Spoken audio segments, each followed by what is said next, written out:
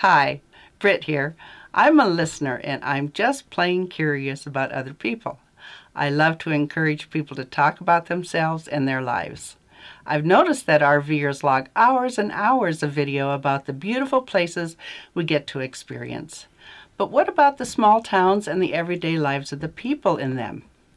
We're traveling through them, but what do we know about them?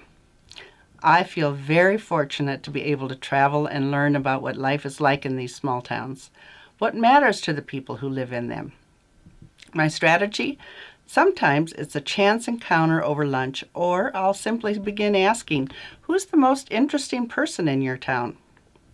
Along with the conversation, I try and capture some of the essence of the town as a backdrop for the video. I hope you enjoy getting to know these people I meet as we travel small town America and share their stories. Stay tuned. One of the highlights of our travels to Big Bend National Park was discovering the ghost town of Terlingua. Terlingua became a town when it was discovered that there was mercury to be mined, and at one point it was the home of over 2,000 people, only to be abandoned in the 40s. Fortunately, in the 70s, it was rediscovered and is now the home of many artists, musicians, and free thinkers, people who want to escape the fray of modern life and live at another pace. I'm always looking for galleries to explore as we move around, especially co-ops, because they're filled with art that is made with so much heart. I walked into Earth and Fire, one of the stacked rock mine shacks left over from the mining days, and struck up a conversation with Enrique Salazar, the gallery artist who was minding the store. His story and how he became an artist was so interesting, I just had to video a conversation with him.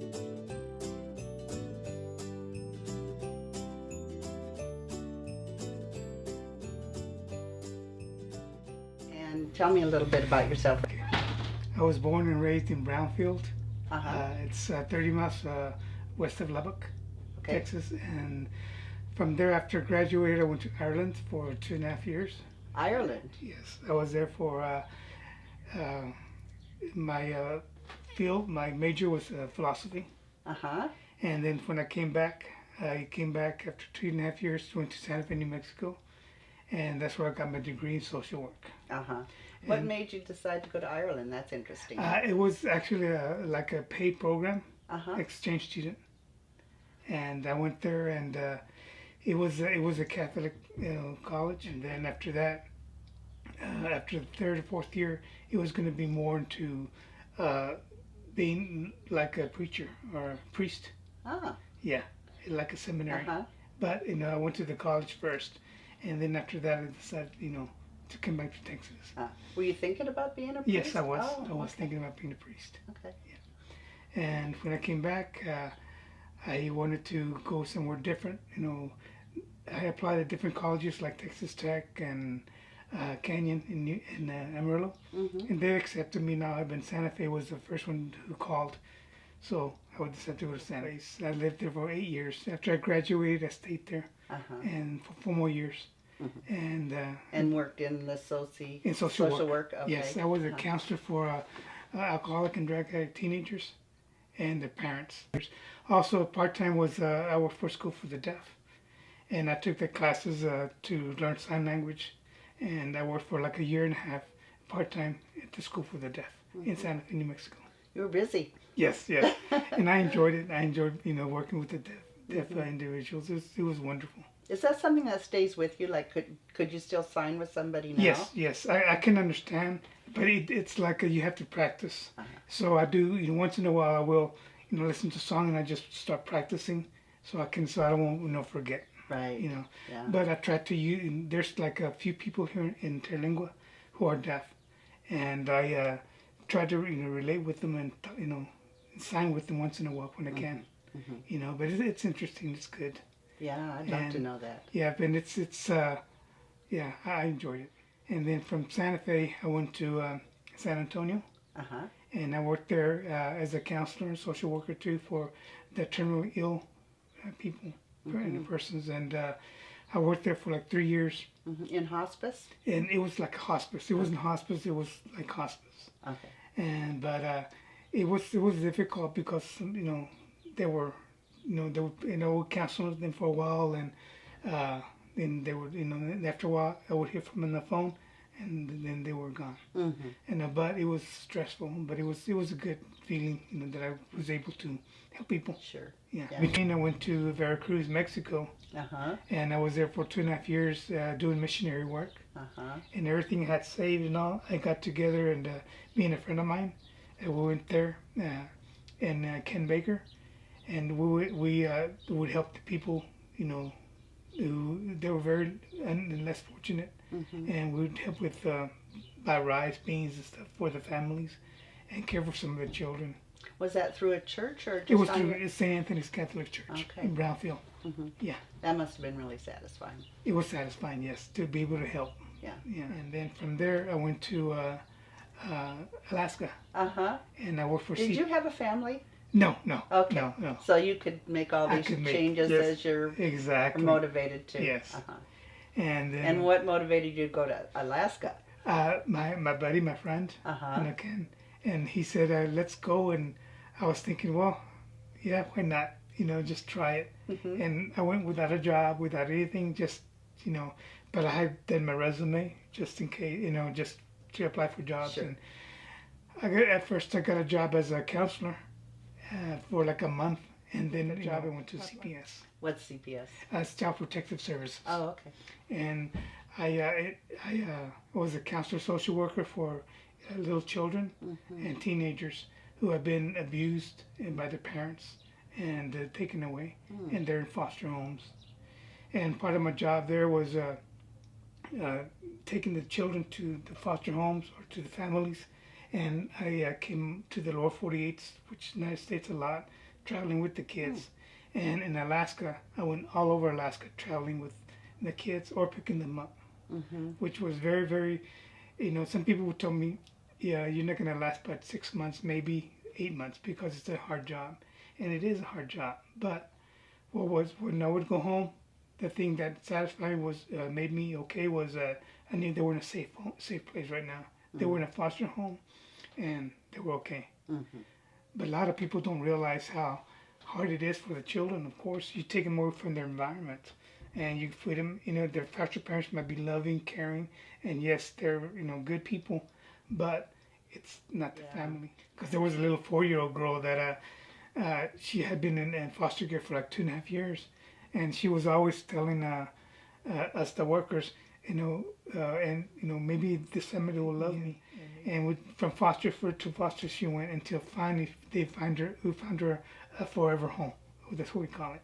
Yeah. But she was so. But those stories are yes. few and far between, aren't they? Yes, Yeah. yes. Mm. But there's a lot of sad stories. But people like you are needed.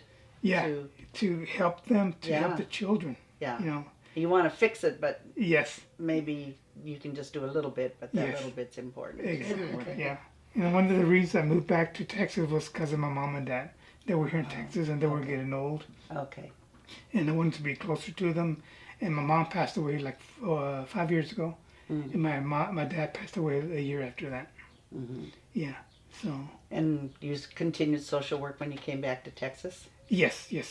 When I worked at MHMR in Alpine, Okay. and even though me and my friend Ken were building a place here in Terlingua, I was working in Alpine at MHMR. Yeah. Yeah. So we're here in Terlingua, which is the ghost town next to Big Bend National Park. So tell me what brought you to Terlingua and to being an artist. Okay, I all this time I was always working, and I was always in social work. I was a probation officer for a while as well, and but I never painted. I never did anything. And when I had a stroke 5 years ago, and actually Ken took me. We went to the doctor, and I saw a brochure, and I saw some stones there, and I thought, you know what? That's what I want to do. I think I want to do some stones, some jewelry. So that's what got me interested. Do you think having a medical crisis made you think, oh, I better do something I really love? Yes. Yeah. Yes. Because otherwise, I would just continue working and all. And I love doing this. And I think my mom, I get this from my mom, because she was real talented in making. She could make from a seashell, she could make a beautiful thing from there. And so I started doing that. And what brought me to Terlingua was that Ken said that you know what, this I was there in 1974. He was, and he wanted to go back. It's beautiful, and he loved it. And I said, you know what, let's do it. It's in Texas, and why not? So we made it, and I love it. Ever since I've been here, it's been wonderful. Where is your land? It's in Terlingua Ranch. Is it like a long ways from It's here? 40 minutes from, no, 35, 40 minutes. Pretty isolated? We have 300 acres, 350 Wow. acres, and the closest neighbors like maybe 2 miles. Yeah, That's isolated. That's isolated. Yeah, Yeah. yeah. And Alan Baker, the one that came a while ago, Yeah. he's the one that me and his son and I lived together at that place. Yeah. Is it like in Rolling Hills? Yes, yes. Oh. We have like the Rolling Hills. We have the Snake Ridge Mountains. We have the Sandia Mountains. We have the Corazones, and which I have a picture of that over there. And I mean, there's a lot of them, and the Christmas Mountains.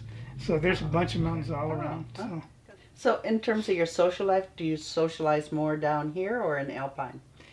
Here in So Costa. tell me what that's like, because that really interests me. Okay, it's whenever they have activities here in town, which they do pretty often.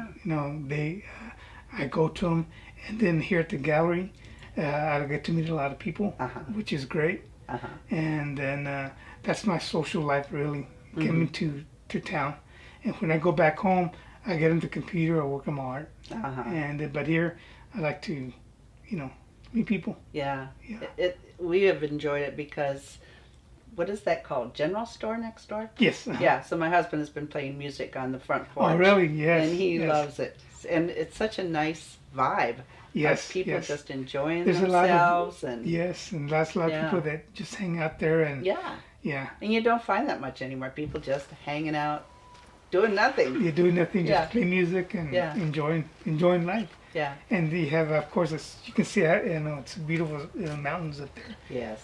Yeah, the Mule Ears and the Corazon, the Casa Grande, and all, you can see it from there too, so it's beautiful. Yeah. So anything else you'd like to talk about? No, that if anybody is in Terlingua, they should come here to the gallery. Yeah, so what is the name of the gallery? It's Earth and Fire Gallery. Earth and Fire, okay. I didn't actually notice the name, so thank you. So. Well, thank you so much. Thank you so much. I really appreciate it. Yeah.